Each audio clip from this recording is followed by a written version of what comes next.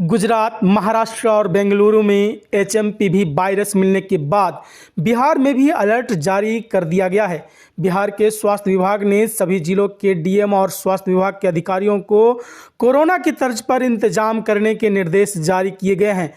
चीनी virus HMPV को लेकर बिहार में अलर्ट कोरोना की तर्ज पर तैयारी के निर्देश दे दिए गए हैं। गुजरात, महाराष्ट्र और बेंगलुरु में एचएमपीवी वायरस मिलने के बाद अब बिहार में भी अलर्ट जारी कर दिया है। बिहार के स्वास्थ्य विभाग ने सभी जिलों के डीएम और स्वास्थ्य विभाग के अधिकारियों को कोरोना की तर्ज पर इंतजाम करने के निर्देश जारी किए गए हैं। जारी निर्देश में कहा गया है कि एचएमपीवी का लक्षण कोविड-19 के समान है। स्वास्थ्य विभाग के सचिव संजय कुमार सिंह ने सतर्कता बरतने और अस्पतालों में इलाज की व्यवस्था दुरुस्त करने के लिए सभी जिला पदाधिकारी को एचएमपीवी से संबंधित एडवाइजरी जारी किया है। साथ ही अगर केस बढ़ते हैं तो अस्पतालों में फ्लू कॉर्नर की व्यवस्था करने का भी निर्देश दिया गया है। आरटी-पीसीआर जांच से इसे कन्फर्म किया जाता है। कई दिनों से चीन के कुछ शहरों में रेस्पिरेटरी लक्षण वाले मरीजों की संख्या में बढ़ोतरी देखा जा रहा है। चीन द्वारा इसे सीजनल इन्फ्लुएंजा माना जा रहा है।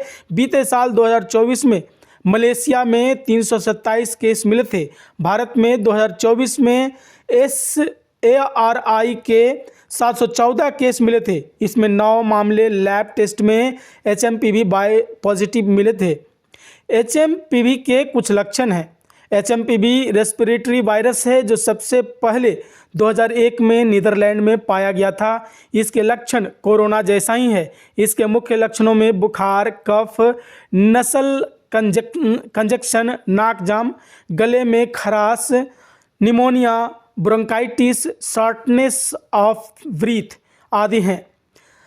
एचएमपीवी का संक्रमण एक व्यक्ति से दूसरे व्यक्ति में खांसने अथवा छींकने से फैलता है। साथ ही संक्रमित व्यक्ति को छूने एवं संक्रमित वस्तुओं के मुंह, आंख अथवा नाक के संपर्क में आने से फैल सकता है।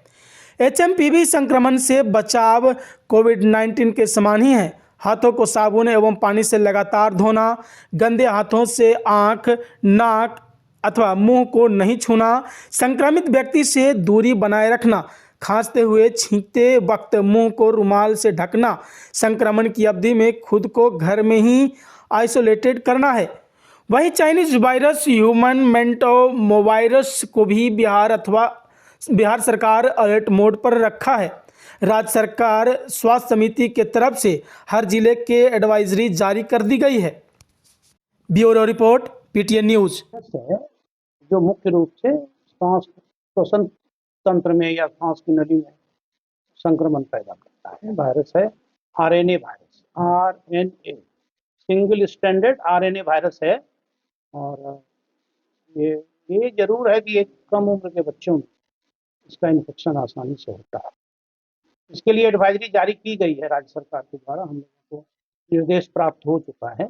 अकॉर्डिंगली हम लोग उस पर काम करेंगे। पीएससी स्तर तक ये मैसेज हम भेज चुके हैं और जब भी कहीं ऐसा कोई केस मिलेगा तो उसके लिए हम लोग ट्रीटमेंट की व्यवस्था करेंगे। लेकिन सबसे अच्छी बात क्या है, अभी तक बिहार में कोई केस नहीं। यूँ कह लें तो देश में भी ज़्यादा केस नहीं है, टोटल 5, वो भी 5, जिसमें एक जरूर गुजरात का है, ये 2 कर्नाटक का, रेस्ट 2 का तो अभी हम नहीं बता सकेंगे। लेकिन केस भी ज़्यादा नहीं है, ऐसा नहीं कि देश में बहुत सारे केस, इसलिए इससे कोई घबराने की बात नहीं है। वर्ड ही है influenza like illness, ILI, influenza like illness, जिसमें भी थोड़ा बुखार होता है, शरीर में दर्द होता है, हाँ थोड़ा सा सर्दी टाइप का लगता है। इसलिए घबराने की कोई बात नहीं, बिल्कुल जैसा रहेगा वैसा करेंगे हम लोग। आप लोग कितना तैयार? हम लोग तैयार हैं। हमारा जो सिस्टम है, हमने कहा ना एडवाइजरी जारी। एडवाइजरी क्या होती है? निर्देश जो राज्य सरकार हमें देती है, फिर हम अपने पीएससी लेवल तक उसको पहुंचाते हैं। डॉक्टर्स के बीच जल्दी हम एक जूम मीटिंग कर लेंगे और सबसे बात कर लेंगे। जितने हमारे पीएससी के लोग हैं, हाँ उनके यहाँ जो अभी है उसका भी हम लोग समीक्षा कर लेंगे।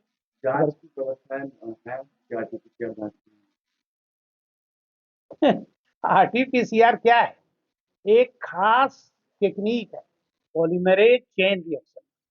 उससे वायरस को जांचने में मदद मिलती है। तो वायरस का जहाँ जहाँ हम चाहेंगे वायरोलॉजी कराना, वहाँ आरटीपीसीआर बोल के पैनिक नहीं क्रिएट। आरटीपीसीआर आरटीपीसीआर एक टेक्निक है, उससे किसी भी तरह के वायरस की जांच हो सकती है।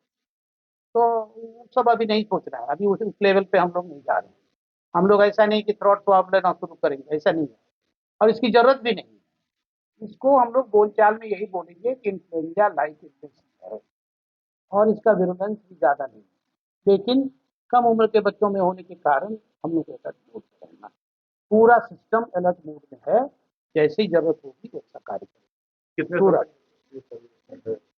कितने साल तक बच्चे ज्यादा प्रभावित करता है? 1 साल से कम उम्र के बच्चे में अगर ये होता है तो निश्चित रूप से समस्याएं हो सकती हैं। ऐसे तो कोई भी जो इन्फ्लुएंजा या फ्लू है वो परेशानी पैदा करता ही है। तो प्रारंभिक लक्षण क्या है? सिर्फ वही बुखार, नाक बंद होना, शरीर में दर्द। तो छोटा बच्चा कैसे बोलेगा हमारा नाक दर्द बंद है? तो हम लोग ऐसे ही सामान्य रूप से अभी इसको ले रहे हैं, और घबराने की बिल्कुल जरूरत नहीं है।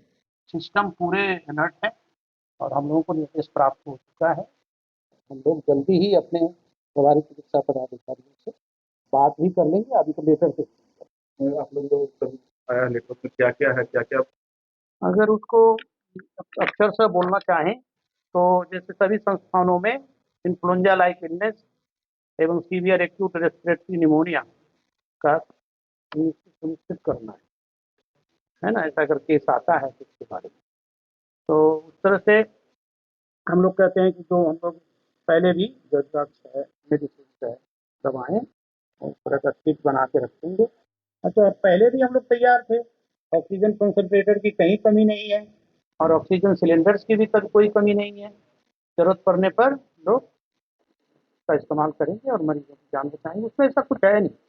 उसके अलावा है कि सभी हेल्थ वर्कर्स को इसके बारे में प्रशिक्षित कर, हमने कहा ही आपको कि जूम मीटिंग से हम लोग जुड़ेंगे और सबको हम लोग बताएंगे। इसमें ऐसा कुछ है नहीं, तो फिर मॉनिटरिंग रखेंगे। हम लोग भी जहाँ कहीं निकलेंगे तो हम पूछेंगे कहीं इस तरह का क्या है। ऐसे भी आप लोग जानते हैं इस मौसम में सांस नली के संक्रमण का मरीज बढ़ जाता है, ये कोई नई बात नहीं। लेकिन इस वायरस से अभी डरने की कोई जरूरत नहीं है, कोई पैनिक नहीं, कुछ नहीं। ठीक, थैंक यू।